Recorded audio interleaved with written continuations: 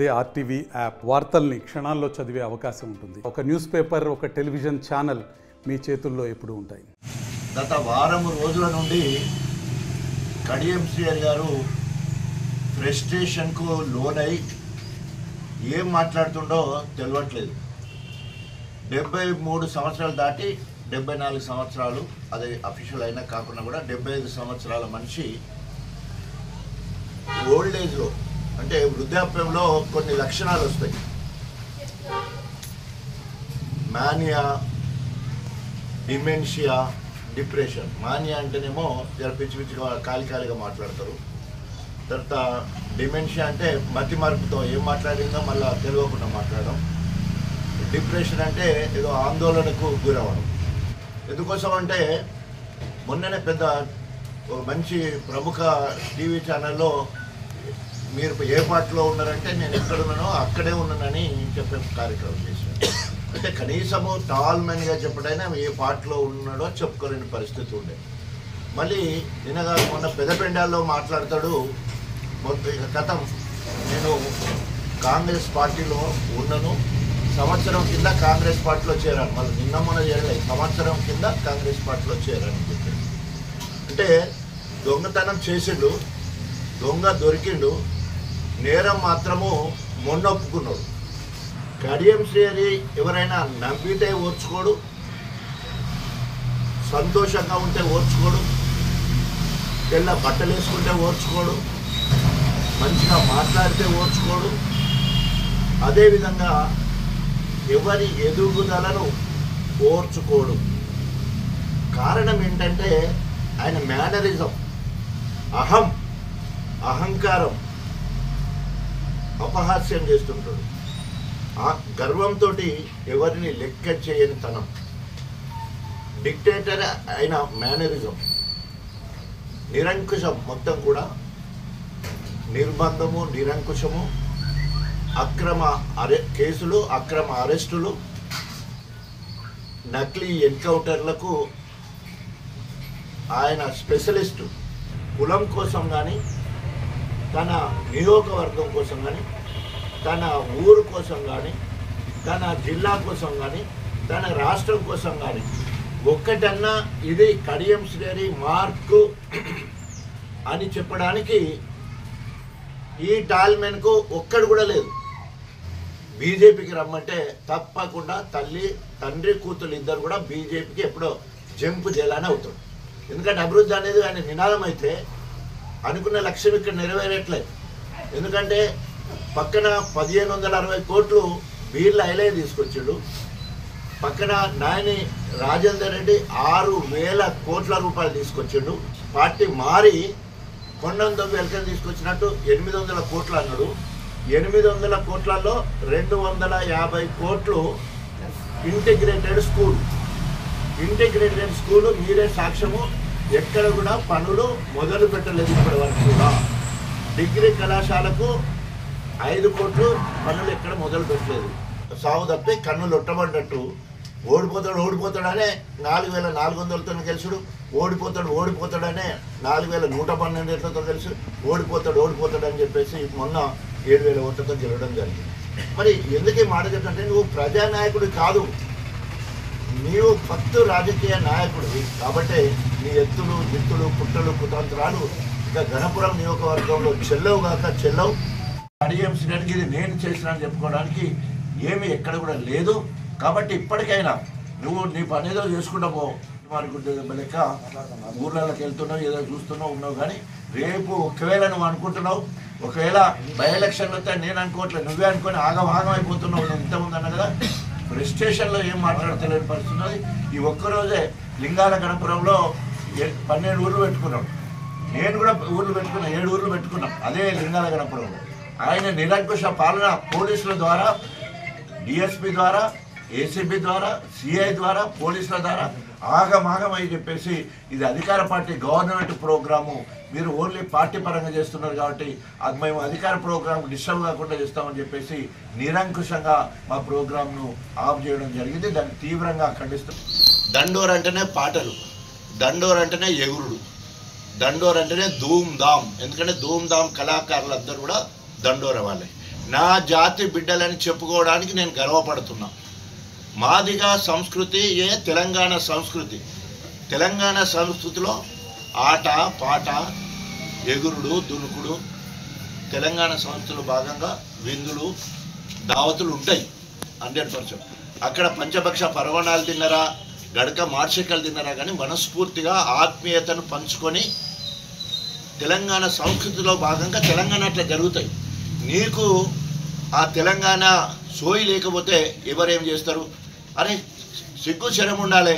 ఎగురుతారు దునుకుతారు ఆడతారు పాడతారు తింటారు తాగుతారు.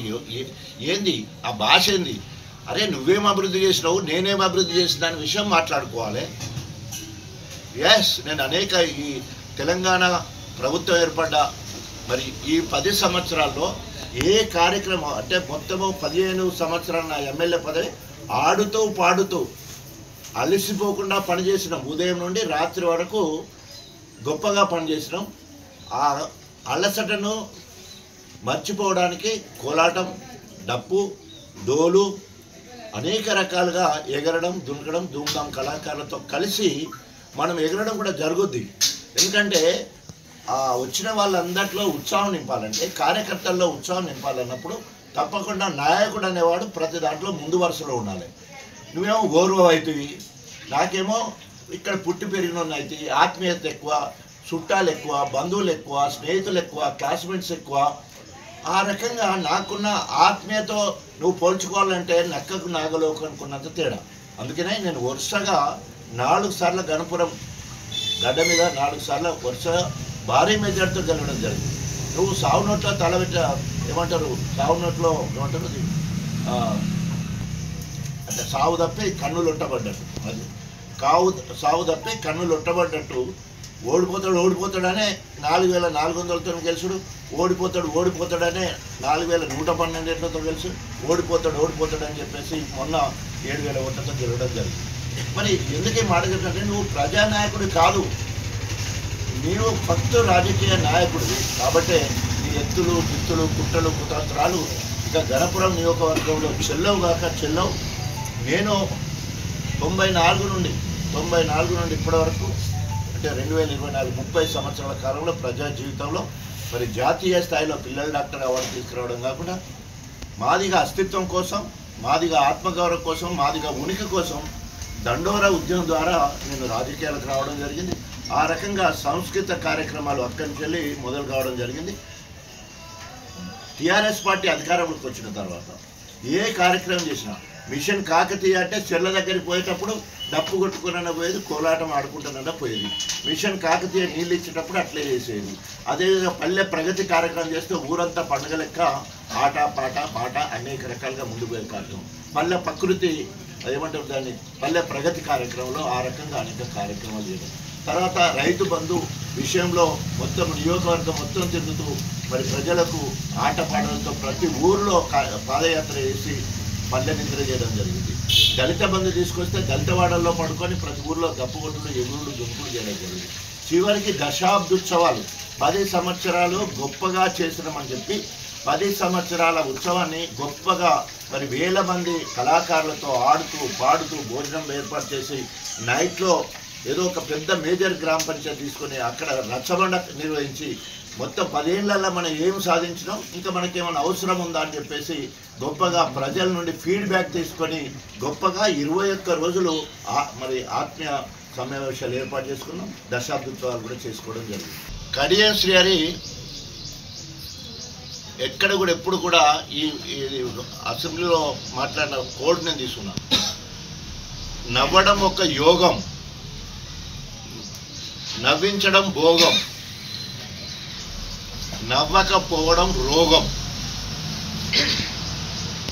కడియం శ్రీహరి ఎవరైనా నవ్వితే ఓర్చుకోడు, సంతోషంగా ఉంటే ఓర్చుకోడు, తెల్ల బట్టలు వేసుకుంటే ఓర్చుకోడు, మంచిగా మాట్లాడితే ఓర్చుకోడు. అదేవిధంగా ఎవరి ఎదుగుదలను ఓర్చుకోడు. కారణం ఏంటంటే ఆయన మేనరిజం, అహంకారం, అపహాస్యం చేస్తుంటాడు. ఆ గర్వంతో ఎవరిని లెక్క చేయని తనం. డిక్టేటర్ అయిన మేనరిజం, నిరంకుశం మొత్తం కూడా నిర్బంధము, నిరంకుశము, అక్రమ కేసులు, అక్రమ అరెస్టులు, నకిలీ ఎన్కౌంటర్లకు ఆయన స్పెషలిస్టు. ఇది ఆయన చరిత్ర, ఆయన వ్యక్తిత్వం. ఇక ఈ వయసులో ఆయన ఏం మారుతాడు? అందుకనే మేము చూసి ఉన్నట్టు ఆయన వదిలేస్తూ ఉన్నాం. ఆయనను చూసి చూడనట్టు మేము వదిలేస్తున్నాం. ఎందుకంటే మేనరిజం, వైఎస్ రాజశేఖర్ రెడ్డి అంటే ఇట్లా ఉంటాడు, చంద్రబాబు నాయుడు అంటే ఇట్లా ఉంటాడు, వైఎస్ జగన్ అంటే ఇట్లా ఉంటాడు, అట్లాగే కడియం శ్రీహరి అంటే ఇట్లా ఉంటాడు అనేది తెలిపోయింది గన్పూర్ ప్రజలకు మొత్తం కూడా. గన్పూర్లో అండర్లైన్ చేస్తున్న, గన్పూర్లో కడియం శ్రీహరి మార్కు అనేది ఏ ఒక్క పనిని తన కులం కోసం కానీ, తన నియోజకవర్గం కోసం కానీ, తన ఊరు కోసం కానీ, తన జిల్లా కోసం కానీ, తన రాష్ట్రం కోసం కానీ ఒక్కటన్నా ఇది కడియం శ్రీహరి మార్కు అని చెప్పడానికి ఈ టాల్మెన్కు ఒక్కడు కూడా లేదు. ఒక్కటంటే ఒక్కడు కూడా లేదు. నిజంగానే రాజకీయ చరిత్ర చూసుకుంటే అవకాశవాద రాజకీయాలు చేసి ఎన్టీ రామారావుకు వెన్నుపోటు పొడిచి చంద్రబాబు సంకలో జోరి, చంద్రబాబు వెన్నుపోటు పొడిచి కేసీఆర్ సంకలో జోరి, కేసీఆర్కు వెన్నుపోటు పొడిచి ఇవాళ రేవంత్ సంకలో జోరినవు. రేపు ఒకవేళ అభివృద్ధి కోసం పోయినట్టున్నావు కదా, 100% ఒక చిన్న సామాజిక వర్గం, బైన్ల కులము నుండి ఒక మహిళ, బైన్ల కులము, మహిళ, డాక్టరు, నువ్వు అభివృద్ధి కావద్దా? తెలంగాణకు, వరంగల్కు అభివృద్ధి కావద్దా? నువ్వు బీజేపీకి రమ్మంటే తప్పకుండా తల్లి, తండ్రి, కూతురు ఇద్దరు కూడా బీజేపీకి ఎప్పుడో జంపు చేయాలని అవుతాం. ఎందుకంటే అభివృద్ధి అనేది ఆయన నినాదం అయితే అనుకున్న లక్ష్యం ఇక్కడ నెరవేరట్లేదు. ఎందుకంటే పక్కన 1560 కోట్లు బీర్ల ఐలే తీసుకొచ్చాడు, పక్కన నాయని రాజేందర్ రెడ్డి 6000 కోట్ల రూపాయలు తీసుకొచ్చాడు. ఈయన పార్టీ మారి కొండందో వెల్కం తీసుకొచ్చినట్టు 800 కోట్లు అన్నాడు. 800 కోట్లలో 250 కోట్లు ఇంటిగ్రేటెడ్ స్కూలు మీరే సాక్ష్యము. ఎక్కడ కూడా పనులు మొదలు పెట్టలేదు ఇప్పటి వరకు కూడా. డిగ్రీ కళాశాలకు 5 కోట్లు పనులు ఎక్కడ మొదలు పెట్టలేదు. 175 కోట్ల రూపాయలు 3500 ఇండ్ల కోసం ఇప్పటి వరకు అరాకొర ఓన్లీ పైలట్ గ్రామాలు, అంటే మండలానికి ఒక గ్రామం తీసుకుంటే ఆ గ్రామంలో ఇచ్చిన ఇళ్లకు మాత్రమే ఇప్పటివరకు అక్కడో ఇక్కడో 1,00,000 రూపాయలు పడ్డాయి. కానీ మిగతా ఎక్కడ కూడా ఒక రూపాయి కూడా చెల్లించలేదు. తర్వాత బిల్లు వస్తుందో రాదో అని పునాదులు కూడా తీసే దగ్గరే ఆగిపోయిన సందర్భం కనబడతా ఉంది. పథకాన్ని ప్రవేశపెడితే గొప్పగా దాన్ని ఆవిష్కరించడానికి గన్పూర్ నియోజకవర్గంలో కార్యకర్తలు, నాయకులందరితో కలిసి ముందు వరుసలో ఉండి మరి ఆనాడు ఉత్సాహంగా గొప్పగా మరి ఆ పథకం గొప్పతనాన్ని చెప్తూ సంతోషంగా వాళ్ళందరికీ భోజనం పెడుతూ ఆడుకుంటూ పాడుకుంటూ అనేక కార్యక్రమాలు చేయడం జరిగింది. ఒక మహిళల కోసం మహిళా దినోత్సవం రోజు 8,000 చీరలు నా ఆడబిడ్డలకు, నా చెల్లెళ్లకు, నా అక్కలకు, నా అమ్మలకు, చిన్నమ్మలకు అందరూ కూడా 8,000 చీరలు పంపించే సొంత మరి మంచి కార్యక్రమం చేయడం. ఈ రకంగా చెప్పుకుంటూ పోతే అనేక రకాలుగా మరి ఆత్మీయతను పంచుకోవడం గణపురం నియోజకవర్గం స్థానికులకు మాత్రమే అది ఉండదని చెప్పడానికి నేను గర్వపడుతున్నా. ఇంకా 4వ అంశము, 30 సంవత్సరాల నా రాజకీయ జీవితంలో అనేక మంది దళిత నాయకులను, కార్యకర్తలను ప్రజాప్రతినిధులుగా చేసిన చరిత్ర అది. అంటే పార్టీ పదవులలో, ఎలక్టెడ్ పదవుల్లో జాతి బిడ్డలను సామాజిక కోణంలో తప్పకుండా వారికి అవకాశం కల్పించడం జరిగింది. నా వల్ల అనేక మంది మరి ప్రజాప్రతినిధులుగా 2004 నుండి ఇప్పటి వరకు, 2004 నుండి ఎలక్షన్ల తర్వాత ఎంపీపీ, జెడ్పీటీసీ, సర్పంచులు, ఎంపీటీసీలు నా నా నా స్కూల్లో చదివి పెద్దగైన వాళ్ళే, నా శిష్యులందరూ కూడా ప్రజాప్రతినిధులు అయ్యారు.